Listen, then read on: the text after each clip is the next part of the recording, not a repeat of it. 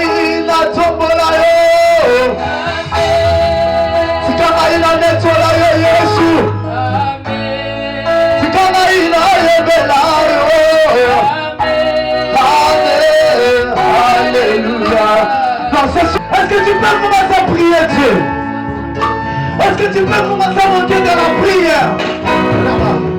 Tu peux commencer. Tu peux commencer à monter dans la prière. Il y a quelqu'un qui prie déjà.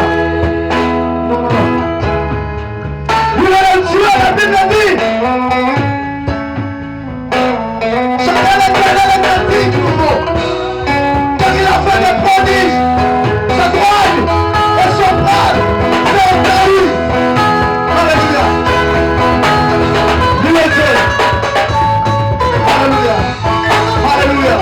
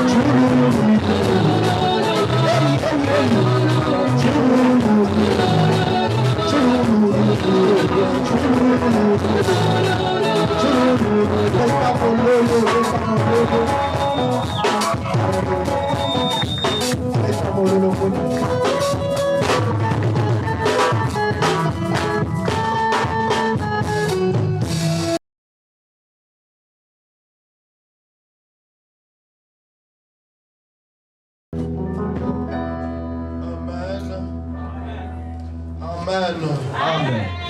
Passez-vous et acclamez le Seigneur. Je ne t'ai pas demandé de m'acclamer, mais acclamer Jésus. Est-ce que tu peux acclamer celui qui est vivant? Est-ce que tu peux acclamer celui qui l'a mis de l'univers? Est-ce que tu peux acclamer l'ancien des jours? Je voudrais que tu acclames celui qui a tafouillé la mort. Celui qui a tafouillé la mort. Non, celui qui a tafouillé la mort. Celui qui a tafouillé la mort.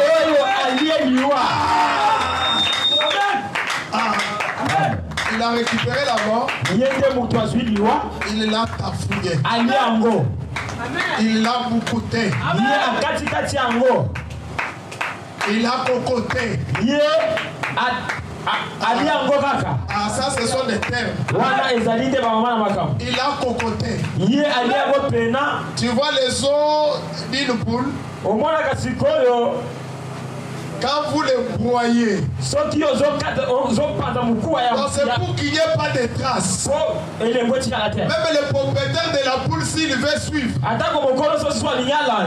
Et la viande. Et les os.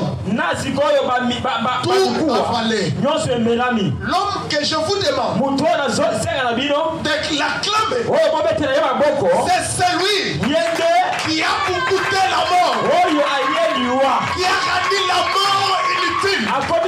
Je disais les 5 minutes. Ce sont des formalités d'usage pour pouvoir circonscrire l'événement qui commence aujourd'hui. Je commence par rendre gloire à Dieu, le Père des esprits, le Dieu fidèle, parce qu'il m'a dit, je ne t'ai jamais menti, et les mensonges n'ont jamais été dans mon plan, ni dans mon adepte. Je ne te mentirai pas. Je voudrais te rassurer que tout ce qu'il t'a dit, quel que soit le niveau de ce qu'il t'a dit, quel que soit l'environnement dans lequel tu te trouves, ce qu'il t'a dit, il accomplira. Malgré la position de tes ennemis, malgré la position de ton père ni de ta mère, malgré la position du gouvernement, je vais aller encore loin. Malgré ta position, même si toi-même tu n'es pas d'accord, mais celui que je vous présente, il est fidèle, il le fera. Oui, il le fera. Ce soir, fais-lui confiance. Et dans les 10 jours, qui n'est pas la première édition, mais c'est 10 jours, c'est la deuxième édition. Prophète, viens d'abord ici avant que je t'appelle. Et ici, c'est une soirée prophétique. Je vous dis merci, vous qui êtes là. Surtout les premiers jours. Parce qu'il faut commencer. Amen. Amen. Je disais, ça c'est la deuxième édition. Comme à la Pentecôte. Lorsqu'on a terminé l'année passée, le 19 mai, j'avais déclaré que comme à la Pentecôte devient un programme de l'église Péry. C'est un programme pas de 7 jours, pas de 1 jour, pas de 21 jours, pas de 40 jours, mais de 10 jours. Il commence un vendredi, se termine un dimanche. Personnellement là, depuis que je suis né, je n'ai pas encore été dans une église. On a eu 10 jours. Il commence vendredi, qui se termine un dimanche. Je connais 7 jours. Ça connaît 21 jours de je connais 14, 7 fois 2. Je connais 40 jours de Moïse. Je connais 10 jours. Je ne sais pas qu'est-ce qui s'était passé pour connaître 10 jours. Demain, viens. On va t'expliquer. Je ne veux pas entrer là-dedans.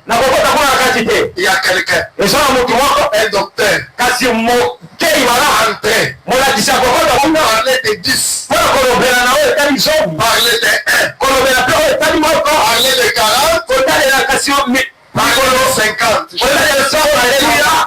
Puisque la Pentecôte, en termes de chiffres, moi j'appelle 10 en 10. 10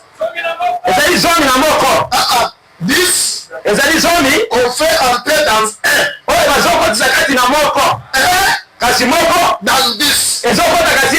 10 dans 1. Je n'entre pas là-bas. Je voudrais vous présenter les géniteurs. Mais comme à la Pentecôte. L'un d'entre eux, il n'était pas ici. Il était à Lubumbashi. Je comprends ce soir que c'est une soirée de mystère. Je bénis le Seigneur. Là, je t'accepte que tu es prophète. Ce soir, tu allais douter. Tu es prophète. Puisque dans le programme, il n'est ni aligné à la prédication, il est ni aligné au cantique. Il m'a appelé, il m'a dit chef, je suis son chef au bureau. Mais il me complique parce que parfois j'ai du mal à accepter ces histoires. Il m'a dit est-ce que je peux venir? Je lui ai dit bon, il n'y a pas de problème. Mais c'est pendant que je priais. Il m'a dit il doit être là. Je voudrais que vous m'aidez à accueillir notre invité de Lubumbashi. Le prophète David, pendant qu'il monte, acclamons le Seigneur. Prenez les photos. Notre prophète, tu es à droite. Je vais respecter ce qui est sur la photo. Alléluia. Amen. Mais ils ont payé le billet du prophète de Lubumbashi. Jusqu'ici. On avait déjà dit que vous le voulez ou pas, que tu donnes ou pas, les billets sortira. Mais comment vous ne pouvez pas accepter votre pasteur? Il est là, non? Est-ce que c'est sa photo ou c'est lui? Si c'est lui, acclamez pour les choses.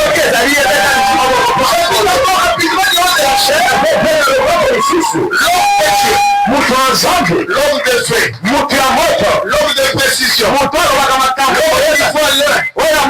Il n'est pas comme une poule. Il a les yeux, les élects. Il voit loin. Vous voyez ici. Pourquoi? J'habite du haut de la chair. L'homme de Dieu, les prophètes, les révérends, Shalom Komba. Il avance.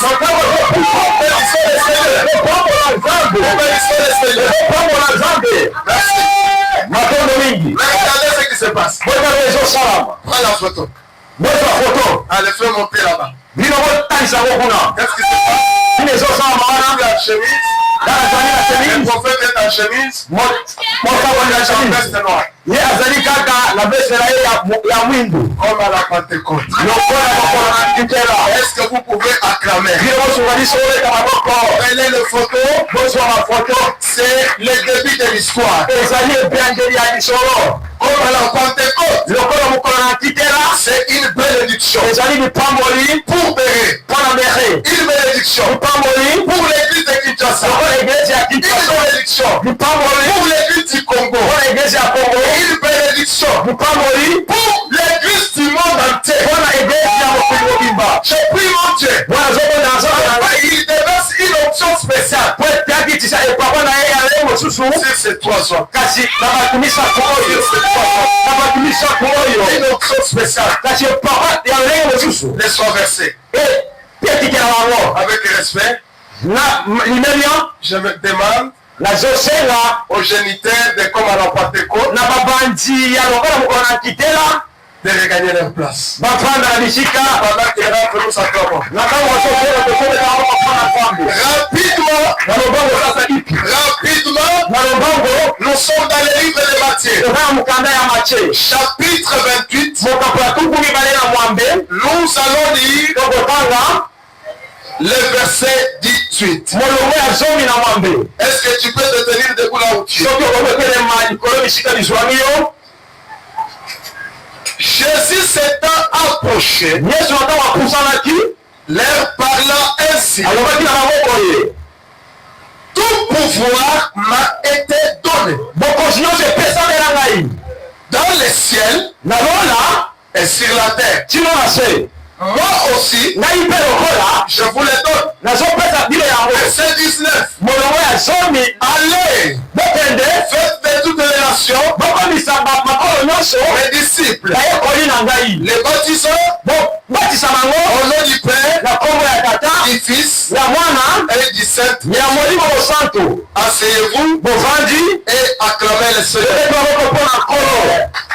Je vais entendre celui qui acclame le Seigneur. wana linayoka moto azobetwaboko mpo na nkolo. Rapidement, na lombango je suis dans Actes des Apôtres, nazali na mokanda ya misala mantoma chapitre 8. mokapo ya mwambe. Parce que notre thème, mpa batema wana likambo na biso c'est la saison ezali eleko du power. ya pawa. Dites à ton voisin, loba na mozalani na yo c'est la saison ezali eleko du power. ya pawa. C'est bon aussi yango eza mpe kitoko de mélanger. ya kosangisa. Ah, c'est bon. eza malamu kosangisa mpe. Christ a mélangé. kristo asangisa Oui, c'est bon. eza malamu. Aujourd'hui, là, lelo mpe votre français, là, kasi francais na bino wana est plein de mélange. esangisami na biloko ebele. Amen. amen. Oui, iyo est plein de mélange. ezali ya kosangisa. Meeting, ce n'est pas en français. meeting eza na français te. Amen. amen. Mais vous dites, nous allons au meeting. tozokende kuna na meeting. C'est la saison du power. ezali eleko ya pawa. Il y a quelque chose caché là-dedans. ezali eloko moko ebongomi na kati. Actes des Apôtres 8, verset 18. mokanda ya mantoma Il dit quoi? elobami nini? Lorsque Simon na ntango simon vit que le Saint-Esprit amonaki ete molimo mosantu était donné par imposition de main epesameleki na kotiela bato maboko des apôtres, na nzela ya bantoma. il leur offrit de l'argent. ye apesaki bango misolo. Verset 19. molongo ya zomi En disant, alobaki boye accordez-moi aussi bopesanga mpe ce pouvoir. bokonzi oyo. Donc, ce qu'il recevait là, oyo abandako ya kozwa au travers le Saint-Esprit, na nzela molimo mosantu le Messie a compris, motu wana sosoli ete c'est du power. ezali pawa. C'est du power. ezali pawa. Ce soir, na pombo lelo les gens fidèles zongo akangama vous accordent apesa yo du power. pawa Dans votre mariage, na libala na yo. quand Dieu nzambe na ngai vous accorde apesa yo du power pawa au service na mosala. de Dieu, nzambe vous accorde apesa yo du power pawa dans les quartiers. kasi ya bisiko bataka. nzambe Vous accorde apesa yo du power pawa devant les magiciens, liboso ya bandoki devant les sorciers batu bandoki et les craignant pas. nyoko bana bango te. Ici, là, awa ici, awa ce n'est pas un prêtre, ezali sikoyo nanga nzambe te. ce n'est pas un pasteur, azali mokengeli te. ce n'est pas un évangéliste, azali mopanzi sango te. ce n'est pas une maman de péché. ezali mama moko boye te. Mais ici, kasi awa c'est un magicien. ezali sikoyo Ici, awa c'est un rose chrétien. ezali motu oyo azali na bakisi awa Les grands sorciers, ezali bato na soloka on a peur. oyo Mayorache. Tu as peur de qui? ozobanga nani? Tu as peur de qui? ozobanga nani? Tu as peur de qui? ozobanga nani? Dans ma publication, j'ai dit, na kokwanisa wana nalobi c'est le pouvoir ezali mokonzi contre le pouvoir. oyo ezali kotelemela mpe mokonzi. C'est la force ezali mvuya contre les forces. ezali kotelemela mvuya mosusu. Les gens du quartier bato ya bisika ovandaka qui avaient toujours vu cet homme, bawana komoneka motu wana Simon, magicien, motu na soloka oyo qui disait, akoloba cet homme motu oyo a le pouvoir. azali na nguya. Mais aujourd'hui, kasi lelo quand nous lisons ici, nanga tozotanga awa le Messie kasi motu oyo a reconnu ye asosoli qu'il a le pouvoir, esi ezali ya bokonzi. qui a le pouvoir, eza na bokonzi. qui a le pouvoir. eza na bokonzi moko. Vous avez le pouvoir. oza na bokonzi. kasi Jésus yesu a le pouvoir. eza na bokonzi moko. Voilà pourquoi tati na biso cet homme se tourne motu oyo abaluki vers les hommes na bato qui avaient l'homme du pouvoir, oyo bazalaki na motu ya bokonzi. l'homme du power, motu ya pawa. l'homme du power. motu ya pawa. Les gens qui étaient avec cet homme, bazalaki na motu wana quand ils sont restés, ntango batikali les Les magiciens ont tourné les dos. Les magies, qu'ils ont envie. Il y a un pouvoir au-dessus de l'élève. Donnez-moi aussi. Accordez-moi aussi ce pouvoir, afin que celui que je poserai les mains reçoit le Saint-Esprit. Reçoit le Saint-Esprit. Parce qu'il a vu, quand on a posé les mains, les gens recevaient le Saint-Esprit. Reçoit le Saint-Esprit. Reçoit le Saint-Esprit. Reçoit le Saint-Esprit. Reçoit le Saint-Esprit. Recevez le Saint-Esprit. Recevez le Saint-Esprit. Et la grâce de Dieu soit sur vous. Et la grâce de Dieu soit sur vous. Et le Saint-Esprit vous touche. Et le Saint-Esprit vous touche. Et le Saint-Esprit vous touche. Recevez. Recevez. Recevez. Recevez. Recevez. Et le Saint-Esprit vous touche. Et le Saint-Esprit vous touche. Et le Saint-Esprit. Il y a les pouvoirs et le pouvoir. Et ce soir, j'ouvre les terrains sur les power. Que Dieu vous bénisse. Que Dieu vous bénisse. Ce soir, je vais parler 3 choses. Que Dieu m'aide. Que je sois plus bref. Et je sais qu'il va m'aider. Je vais parler sur ce Jésus à qui tout pouvoir a été donné. Je vais parler quelle est la possibilité pour recevoir ce pouvoir. Et enfin, comment ce pouvoir peut se manifester en vous.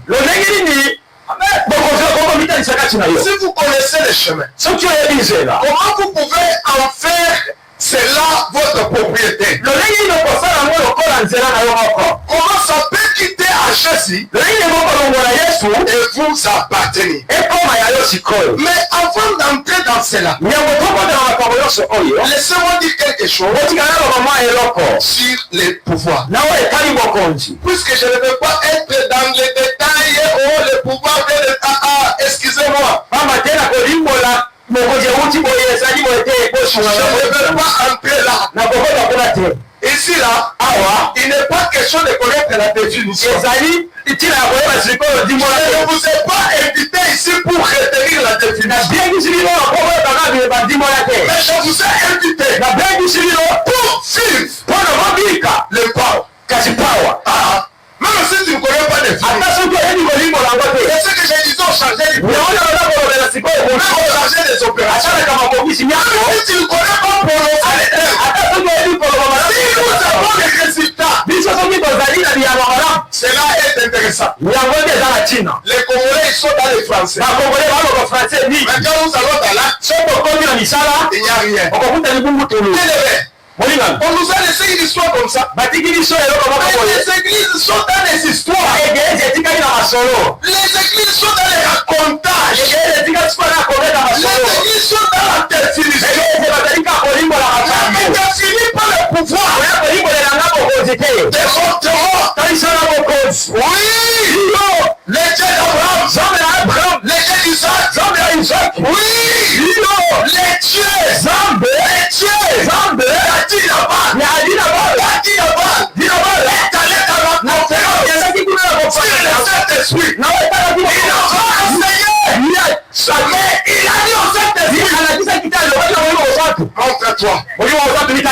Montre-toi.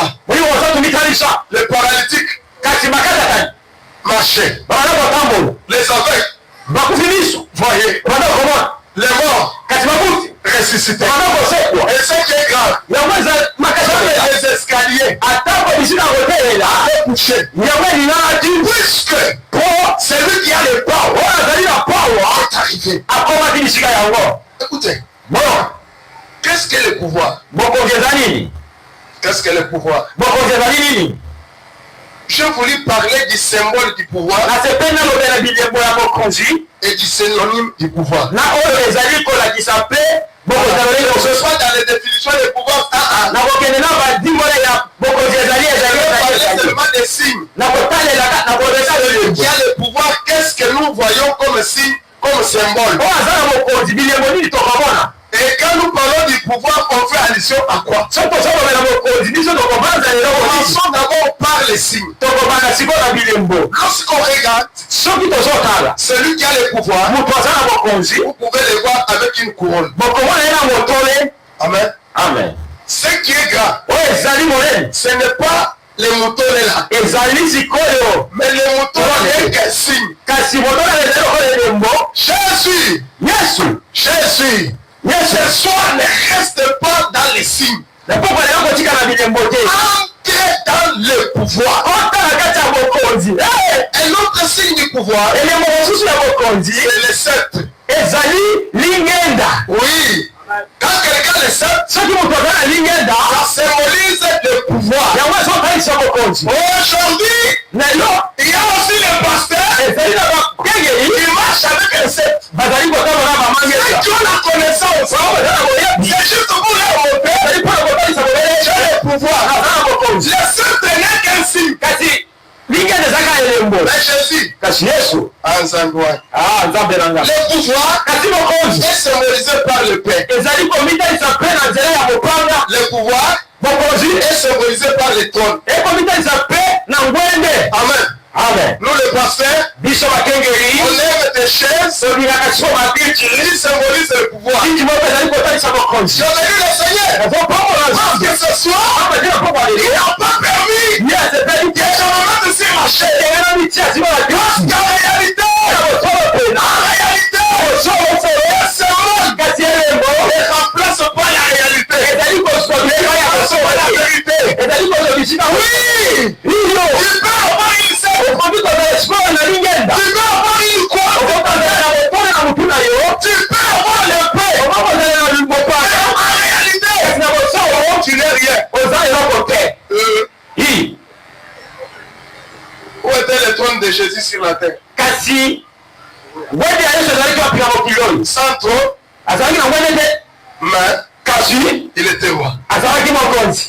Où était son territoire? Ça, il partit qu'on lui a donné comme si il est maître. Il craignait. Puisque lui, il avait le pouvoir. Alléluia. Deuxième des choses, les synonymes. Quand nous parlons du pouvoir, on voit l'autorité. Puisque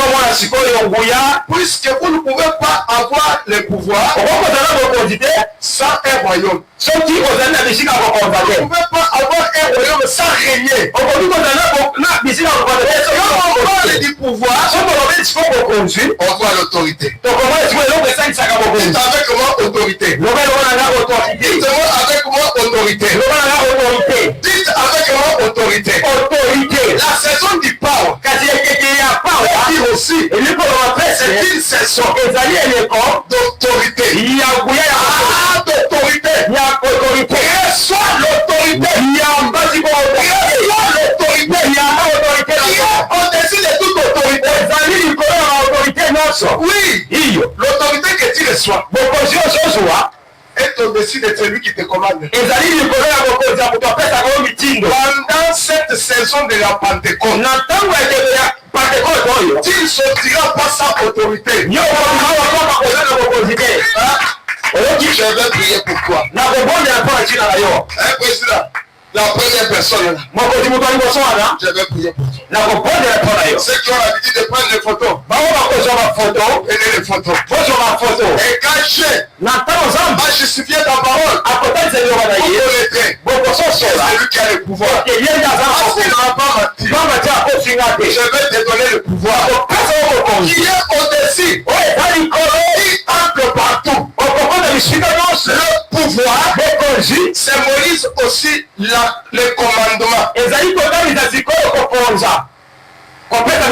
tu as le pouvoir. Tu commandes qui? Amen. Mais même des personnes. Pendant cette saison, Dieu va élargir ta commande. Si tu es commandé, pas au ciel, sur la terre d'abord. Quand on t'a donné le pouvoir, on t'a donné le commandement. Tu dois commander. Quand on parle du pouvoir, on voit les contrôles. Amen. Les contrôles. La possibilité d'avoir une main-mise. Je sais que l'argent t'est contrôlé. Pendant cette saison, choisis. Tu es fidèle. L'homme qui s'est créé des banques sans demander l'autorisation centrale pour créer une monnaie. Il y a l'autorité monétaire. Mais l'homme du pauvre, qui a les contrôles, il a les contrôles sur l'argent. Je te présente. Il a le contrôle sur ton mari. N'ayez pas peur. Le pouvoir, c'est le contrôle. Il a le contrôle. Les gens qui t'empoisonnent, on doit être la derrière. On va les attraper. La main dans le sac. Et les yeux deviendront rouges. Il a le contrôle. Il a le contrôle sur les sorciers. Il a le contrôle sur les magiciens. Il a le contrôle sur ces associations-là mondiales. Les choses que je vous prêche, il a le contrôle. Oui, ce qui échappe au gouvernement devant Jésus, ça ne l'échappe pas. Quand on parle du pouvoir, on fait addition à la domination. Alléluia. Amen. On fait addition à la domination. Il doit dominer. Non, vous ne devez pas être comme des amis. Il faut onyata mongo et bondi. Et ya kata welingite. Onyata yango lokola kayas. Oui, misala nyata yango. Amen. Elle est lisayote. Poko ya lelo, je te communique le pouvoir de dominer. Quand on parle du pouvoir, on voit la juridiction. Un espace où vous contrôlez. Que Dieu te donne un espace. Là où quand toi tu es là, c'est toi qui commandes. Oui. Quand tu as l'espace, on parle du pouvoir. Il y a l'influence. Que Dieu vous bénisse. Amen. Que Dieu vous bénisse. Que Dieu vous bénisse. Est-ce que je peux parler de Jésus? Laissez-moi parler de Jésus dans quelques secondes.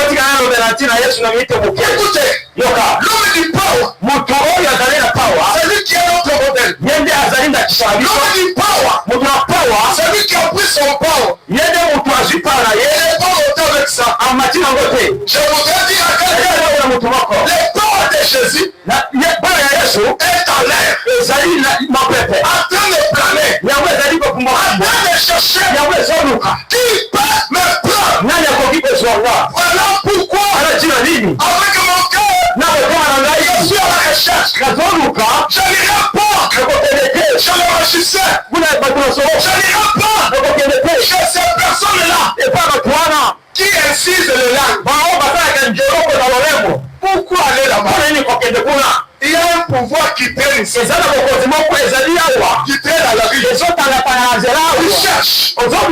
Qui cherche. Tout pouvoir doit être donné. Moi je vous le donne.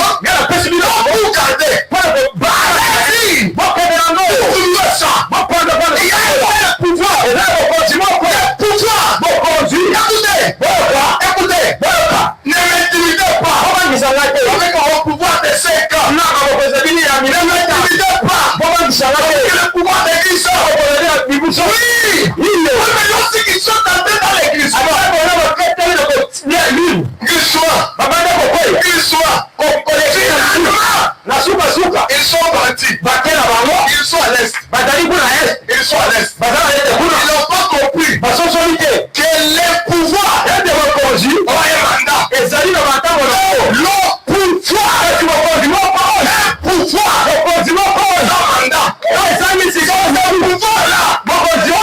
moi je cherche mon Dieu, que je ne vole pas pour le pouvoir, mais que j'accepte la souffrance pour le pouvoir. Oui, que j'accepte d'être retraité pour gagner, le pouvoir. Que je parle de Jésus, pouvoir. Est-ce qu'il avait l'autorité? Il avait la commande. Il avait le contrôle. Avait-il la domination? Est-ce qu'il avait une juridiction où il contrôlait, où il pouvait influencer? C'est ce qui arrive. Président, je te dis, si je le dis au nom de Jésus, il a l'influence sur toutes les choses. Écoutez, c'est Jésus. Quand je vois dans Matthieu, chapitre 8, verset 6 à 27, il a le pouvoir sur le vent. Alléluia. Lorsqu'il s'élève, on les réveille. Et on va essayer. Pierre qui était pécheur, doyen des mers, est-ce que tu as le pouvoir sur la mer? Non. Tu es doyen d'expérience. Écoutez, avoir beaucoup d'années au mariage, signifie pas avoir la maîtrise du mariage. Celui qui a choisi, même s'il a fait un mois, il peut avoir le contrôle. Il y a une maman qui a fait voilà pourquoi je te dis ce soir. Cherche le power. Oh non, nous avons fait ta nous avons une église de 2000. Pierre là, toute expérience. Je ne sais pas. Il avait le certificat. Certificat de boisson. Certificat comment mettre les bacs, je ne sais pas. Il avait le certificat du fond monétaire. Il avait les diplômes, je ne sais pas de quoi. Et ce jour-là, les vents a défié tous les diplômes. Les yeux de Pierre étaient devenus rouges.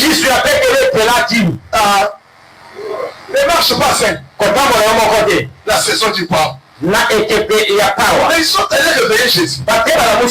Ils ont compris qu'on a échoué. Jésus n'est pas comme toi. Jésus n'est pas comme ta grand-mère. Si ton père a échoué, ton père a échoué. Les amis ont échoué.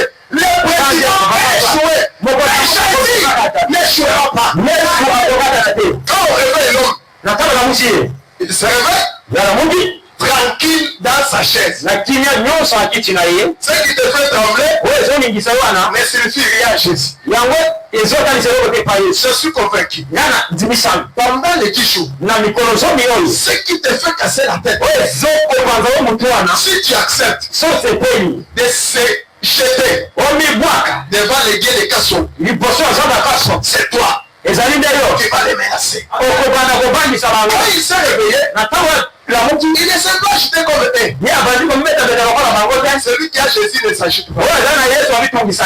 Il regarde le vent. Il lui dit, les disciples ont constaté.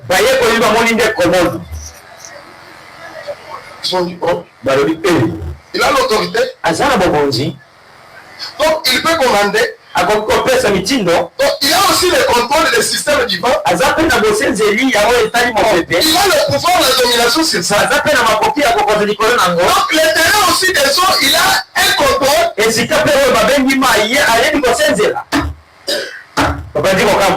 Qui est cet homme?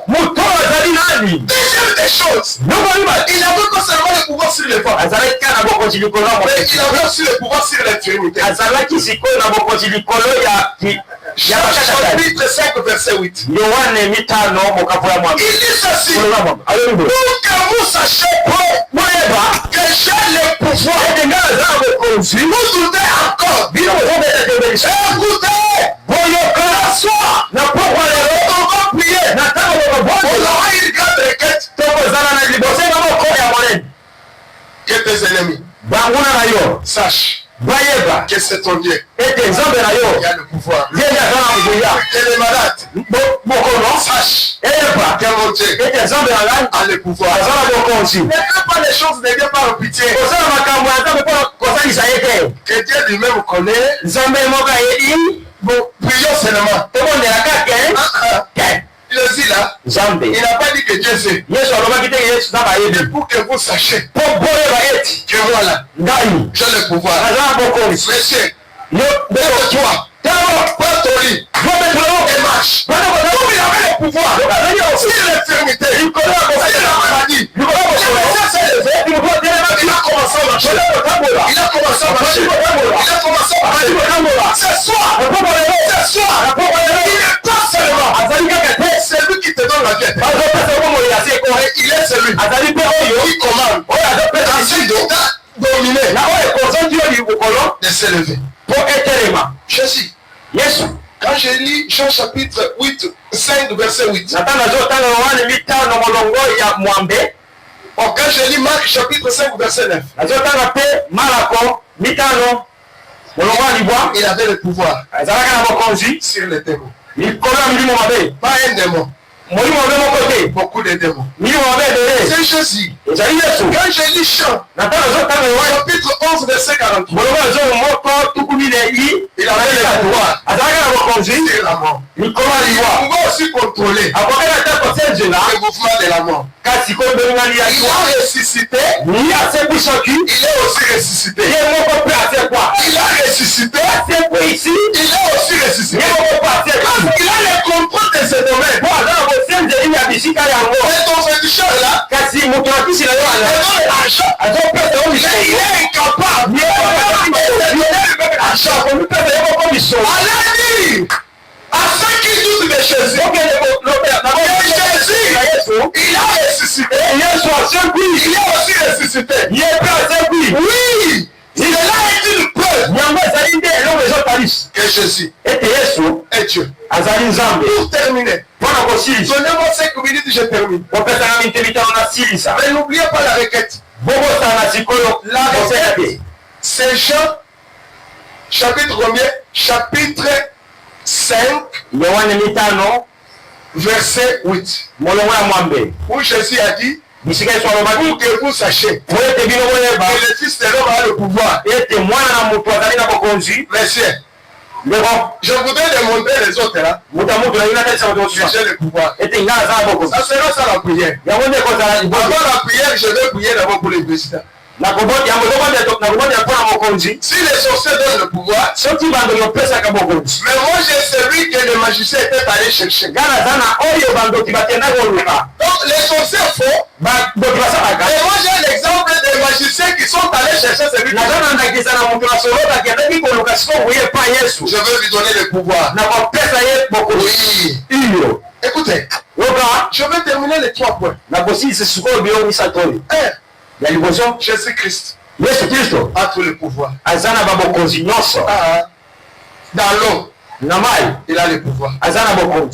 Au désert, il a le pouvoir. Un jour, on a essayé de dire non, les Juifs ici, ils sont forts à la montagne. Allons-y dans la vallée. Ils sont descendus dans la vallée. Frappe.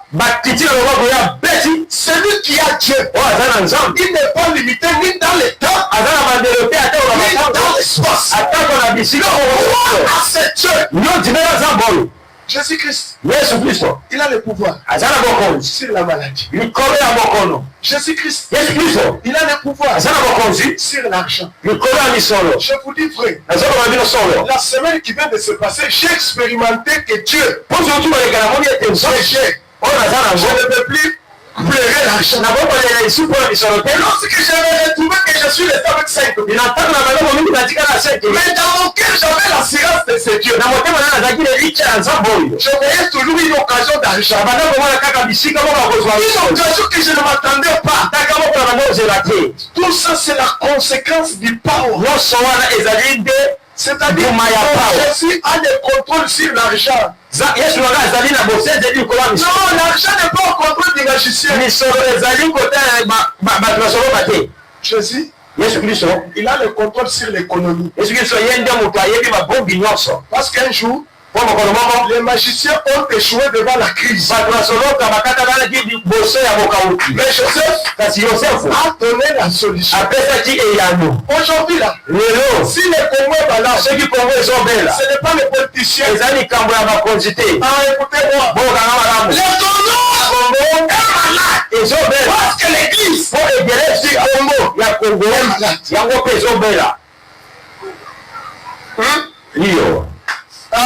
Le Congo est malade. Ce n'est pas les politiciens. Mais le Congo est malade.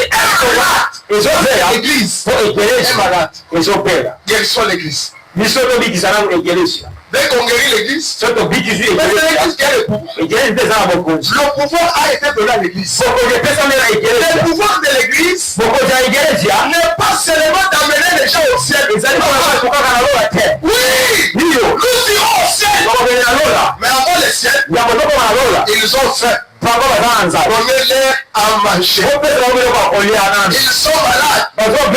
Guérissez-les. Ils sont paralysés. Donnez-leur la force. Ils sont des tout. Ils sont agités. Donnez-leur les cartes. Jésus-Christ, l'homme du pouvoir, il a le pouvoir sur toutes choses. Deuxième des choses, ce pouvoir vient par le Saint-Esprit. Amen. Ça ne vient pas par l'argent. Ça ne vient pas par l'huile. Même si tu vas acheter l'huile d'olive, et te verses, tu n'auras pas ce pouvoir. Ça vient du Saint-Esprit. Voilà pourquoi cherchons le Saint-Esprit. Pour terminer, troisième point dans mon message de ce soir. Comment ce pouvoir se manifeste par le Saint-Esprit. Par 3 voies. La première voie, c'est la prière. Voilà pourquoi, quand je lis Actes des Apôtres, chapitre 4, verset 41 aussi, verset 13 à 14. Je trouve que quand ils se sont dispersés, Jésus est parti.